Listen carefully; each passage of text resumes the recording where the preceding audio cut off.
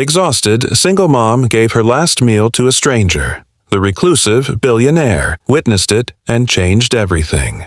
The rain came down in sheets that night, turning the cracked sidewalks of downtown Seattle into slick mirrors reflecting the neon glow of corner stores and flickering street lamps. Sarah Jenkins pulled her thin jacket tighter around her shoulders, the kind that had once been her husband Mike's but now hung loose on her frame, frayed at the cuffs from too many hurried washes. At her side, her 7-year-old son, Tommy, trudged along in his scuffed sneakers, his small hand swallowed up in hers. They were blocks from their tiny apartment in a walk-up that smelled perpetually of mildew and takeout, but tonight the walk felt endless, weighted by the growling emptiness in their stomachs and the chill that no amount of huddling could chase away. Sarah had scraped together just enough from her tips at the diner, $4.72 in crumpled ones, and at a quarters for a single hot meal from the all-night taqueria on the corner. It was her one indulgence of the week, a promise to Tommy after a long day of kindergarten stories and her double shift slinging hash browns to bleary-eyed commuters. "Tacos tonight, buddy," she'd whispered to him earlier, ruffling his damp hair as they left the diner. His eyes had lit up like Christmas, that pure, unfiltered joy only a child could muster in the face of scraping by.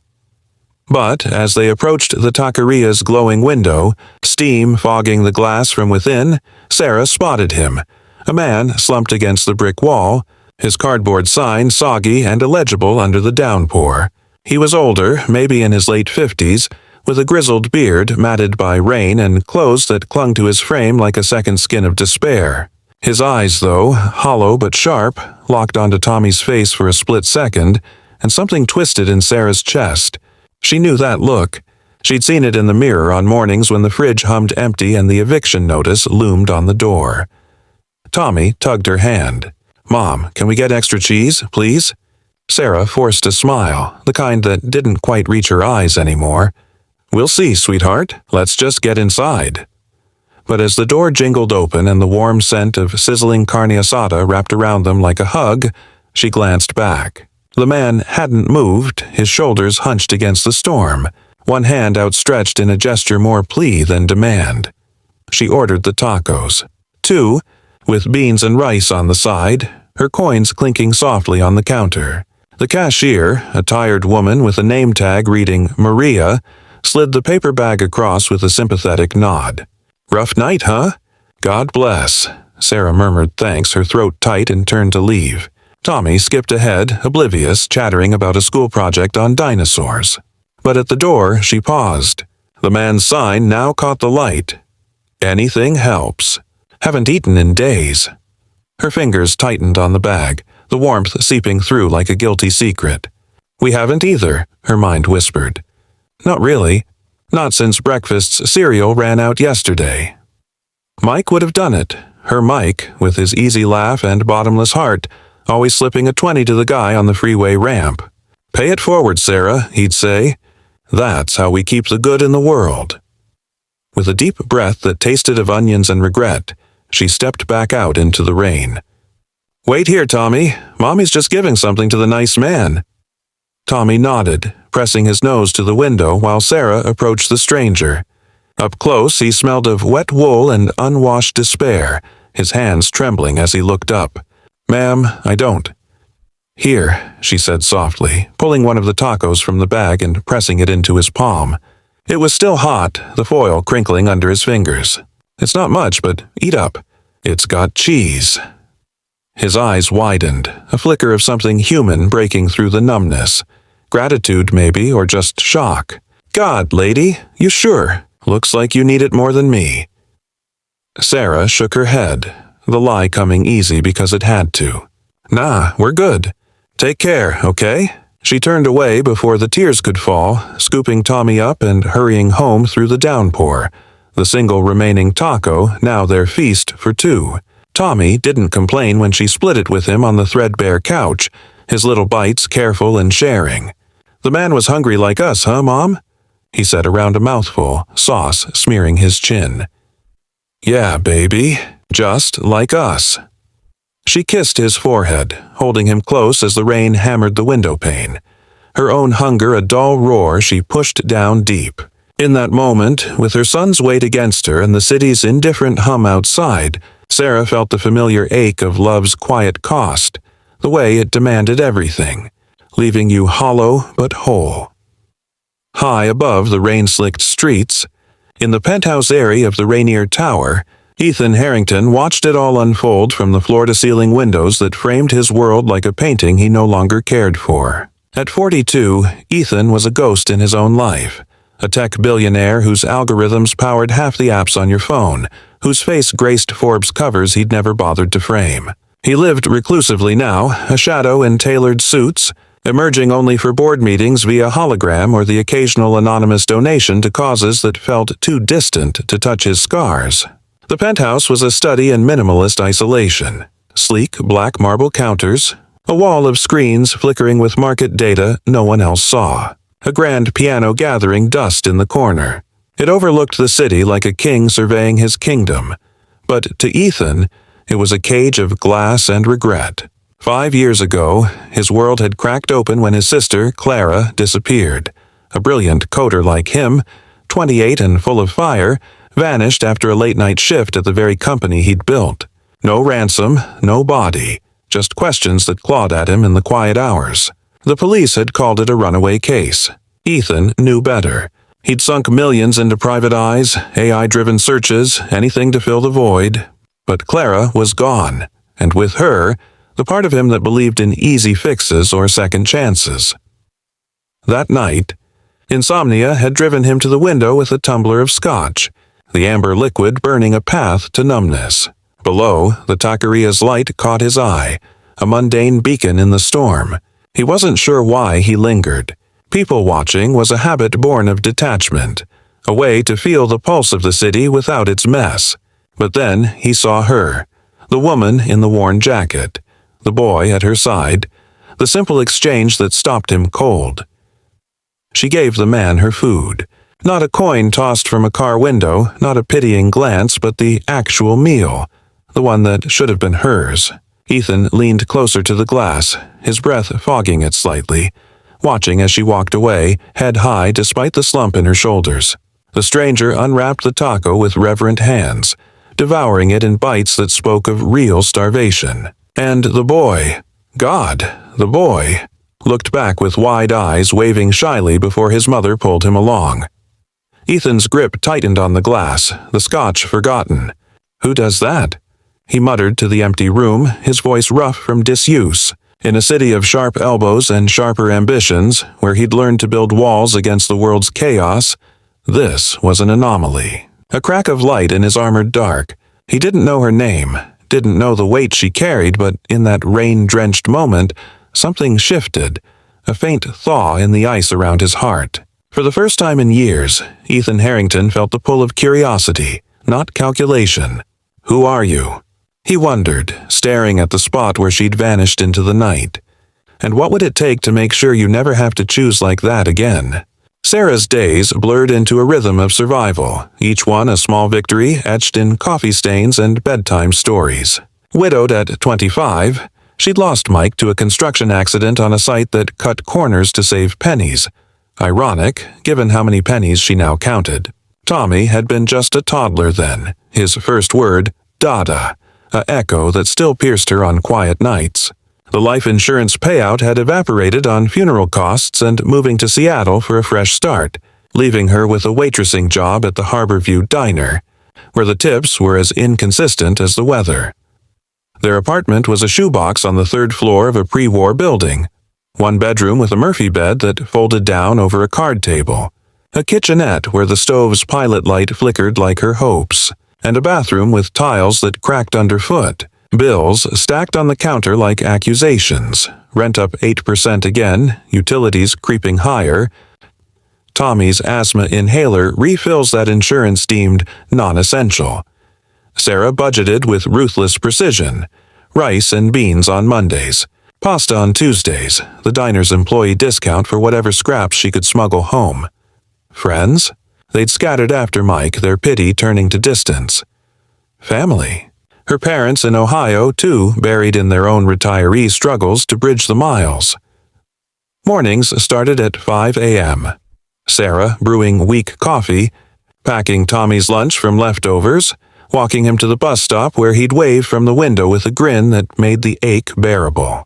"Love you to the moon, Mom," he'd yell, and she'd echo it back, holding onto that thread through the diner's grease and grind. Lunch rush was truckers barking orders. Dinner was couples on dates she envied from afar. Nights, she'd collapse beside Tommy, reading Where the Wild Things Are, until his breaths evened out, then stare at the ceiling, whispering to Mike's photo on her phone. "We're okay. We're making it." But the strain showed in the mirror. Dark circles under her hazel eyes, laugh lines etched deeper by worry. Tommy noticed in his kid way, drawing her pictures of Supermom with a cape made of clouds, hugging her extra tight after bad dreams. "Why do we have to be quiet at night, Mom? Is it 'cause of the monsters?" He'd ask, and she'd lie gently. "No monsters, just the rain, baby, and rain always stops." Ethan, meanwhile, dove into her world with the methodical intensity of a man used to solving puzzles. By morning, he'd pulled strings, discreet inquiries through a trusted PI, cross-referencing security cams from the taqueria block. Her name was Sarah Jenkins, 32, widowed, one son, Thomas, age 7. Waitress at Harborview, address a walk-up in Capitol Hill. No priors, no red flags, just a life of quiet endurance. He learned fragments, the accident report on Mike, the way she'd fought the workers' comp claim and lost, the school records praising Tommy's curiosity despite spotty attendance from her shifts. It unnerved him. This rabbit hole, how easily he could peel back layers others hid behind. But it fueled a resolve he hadn't felt since Clara. One act, he told himself. Just help once, then walk away. He started small, an anonymous Venmo to her landlord for a month's rent, labeled overpayment, tenant error. Groceries delivered to her door via service, basics like milk and eggs, no note. A scholarship fund nudge for Tommy's school, covering field trips and supplies. From his tower, he watched the patterns, her walk to work, Tommy's bus route, ensuring no harm came near. Sarah noticed the changes like whispers of luck, the rent notice vanishing, a basket of food that made Tommy whoop with joy over fresh apples. "Did Santa come early, Mom?" He'd ask, and she'd laugh, a real one that bubbled up unexpected. Maybe it's our guardian angel. Deep down, gratitude warred with suspicion. Who and why? But in a city that chewed up dreamers, she let herself breathe, just a little. Fate, or Ethan's quiet orchestration, brought them face to face 2 weeks later. Sarah was closing the diner, rain pattering on the awning as she locked up, Tommy asleep in the back booth with a blanket over him. Her Honda wouldn't start, the battery dead as her energy. "Not tonight," she groaned, popping the hood in futile hope. A sleek black SUV pulled up, understated luxury in a sea of rust buckets. The driver, a man in his 40s, dark hair silvering at the temples, sharp jaw shadowed by stubble, stepped out with an umbrella. He was dressed simply, jeans and a wool coat, but something in his posture screamed boardroom, not back alley. "Trouble?" he asked, voice low and even, like aged bourbon. Sarah straightened, wiping grease on her jeans. "Yeah, battery's shot. I'll call a tow." "Allow me." He extended a hand. "Ethan, I was just passing. Got cables in the trunk." She hesitated. Stranger danger, Mike's voice in her head, but Tommy stirred, mumbling in sleep, and practicality won. "Sarah, thanks, really." Jump-starting the car took minutes, his hand steady under the hood, explaining the process like it was no big deal. Tommy woke, rubbing his eyes, and stared at the stranger with unabashed curiosity. "Are you a car wizard?" Ethan chuckled, a sound warm and rare, kneeling to Tommy's level. "Something like that. What's your name, kiddo?" "Tommy. This is my mom. She's a superhero." Sarah flushed, but Ethan's eyes met hers over the boy's head, gray and piercing, holding a sadness that mirrored her own. "Sounds like she is. Drive safe, Sarah."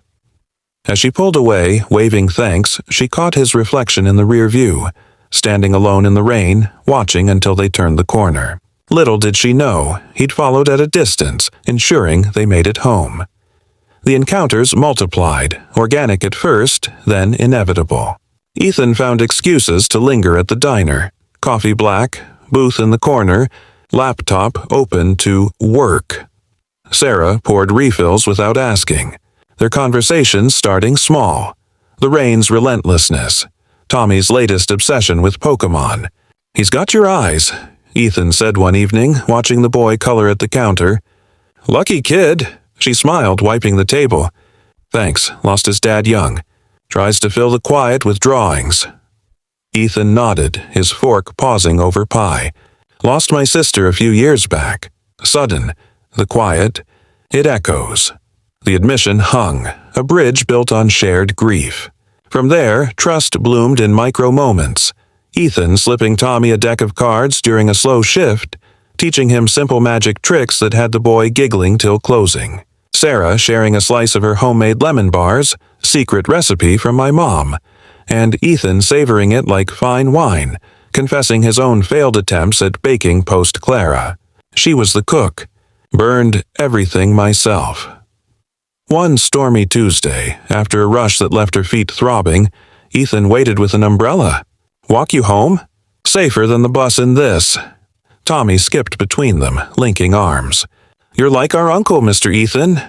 The word landed soft, stirring something in Ethan's chest, a family he'd long written off.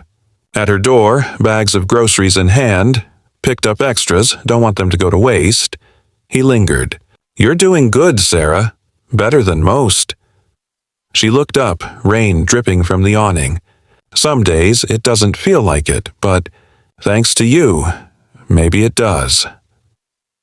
He drove away that night with her laugh echoing in his mind, the first real one he'd heard from her. Back in his penthouse, he pulled up Clara's old photo album, tracing her smile. "See," he whispered to the empty air. "There's still good out there." The threat that had simmered in Sarah's life boiled over a month later. Harlan Tate, her old cleaning boss, hadn't forgotten her HR complaint.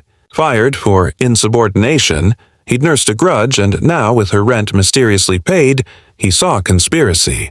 He cornered her outside the diner one dusk, Tommy waiting inside for a milkshake. Harlan was burly, red-faced from cheap beer, his breath hot with accusation. "Think you're clever, Jenkins? Some sugar daddy paying your way? I know about the money. I'll drag you through court. Fraud, harassment, whatever it takes." Sarah's blood ran cold, shielding the door. "Back off, Harlan. It's none of your business." He grabbed her arm, bruising. "Oh, it's my business when—" A hand clamped his wrist like iron. Ethan, there for his usual coffee, materialized from the shadows, his reclusive calm hardening to steel. "Let go. Now." Harlan sneered but faltered at Ethan's gaze, cold, unyielding, the kind that closed deals and crushed competitors. "Who the hell?" "Someone who doesn't like bullies." Ethan's voice was quiet thunder. He twisted Harlan's arm just enough for release, stepping between him and Sarah. "Walk away, or I make a call, and your side business with those falsified timesheets becomes public." Harlan blanched. How did he know? And slunk off, muttering curses. Sarah sagged against the wall, tears hot on her cheeks. Tommy burst out hugging her legs. "Mom? Bad man?" "It's okay, baby." But her voice cracked. Ethan knelt, checking her arm gently. "You all right?" She nodded, but the dam broke. "How did you— Why are you always here?" He stood, rain mingling with the tension. "Because I saw you that night. At the taqueria. Gave away your meal. In this city. That kind of heart? It's rare. Worth protecting." Her breath hitched. "You were watching." "From up there." He nodded toward the tower skyline. "Couldn't look away." Tommy peered up. "Are you our good man, Mr. Ethan?" "The one with the groceries." Ethan ruffled his hair, throat tight. "Guilty." Inside the diner, over cooling coffee, the full story spilled. Ethan's isolation, Clara's vanishing, the flyers he'd printed, the leads that dead-ended. Sarah's loss, Mike's laugh frozen in memory, The nights she cried silent so Tommy wouldn't hear. Vulnerability bridged them. Her hand on his across the table, a touch that lingered. Then the twist that bound them deeper. As Ethan shrugged off his coat, a glint caught the light. A silver bracelet on his wrist, simple links etched with a tiny anchor. Sarah's hand flew to her mouth. Mike wore one just like it. Gift from his dad. Lost it the day of the accident. Ethan froze, turning his arm. The engraving inside, steady as she goes, Dad. Clara found it. Years ago, at a pawn shop near the office. Said it felt like it belonged to someone who needed reminding. She was going to track the owner, but she never got the chance. I kept it. For luck. Tears streamed fate's cruel poetry.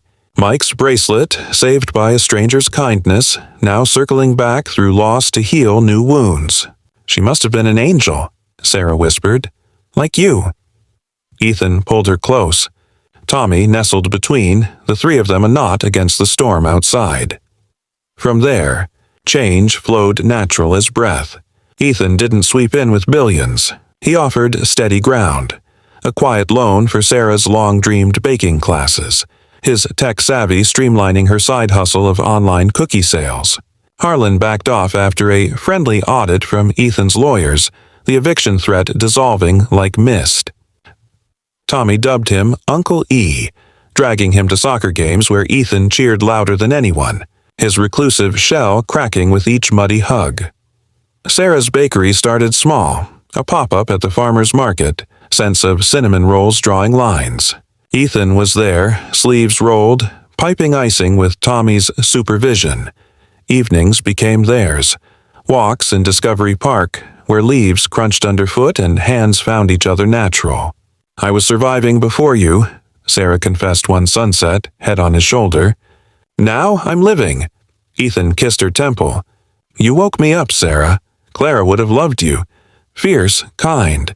Said I deserved that. The proposal came quiet on the anniversary of that rainy night. Rain pattered soft as Ethan knelt in their kitchen, now expanded to a cozy two-bedroom, paid slow with her grit and his support. Tommy bounced nearby, a ring box clutched like treasure. Sarah Jenkins, you gave away your last meal and fed my soul. Marry me. Let's build this. Us, Tommy, whatever comes. Yes, she breathed, pulling him up, the kiss tasting of salt and promise. Tommy whooped, tackling them in a pile of laughter. Years wove on. The bakery, a neighborhood staple. Walls lined with Tommy's art and Clara's photo beside Mike's. Ethan mentored kids in coding, turning grief to growth. Sarah baked wedding cakes for friends she'd reclaimed, her laugh full again. On hard days, Clara's case cold, Mike's birthday, they held tighter, proof that wounds scar but don't define. Sometimes the quietest heroes mend the deepest wounds. And in a city of storms, Sarah, Ethan, and Tommy found their son, born from one shared taco, a stranger's gaze, and love's unyielding grace.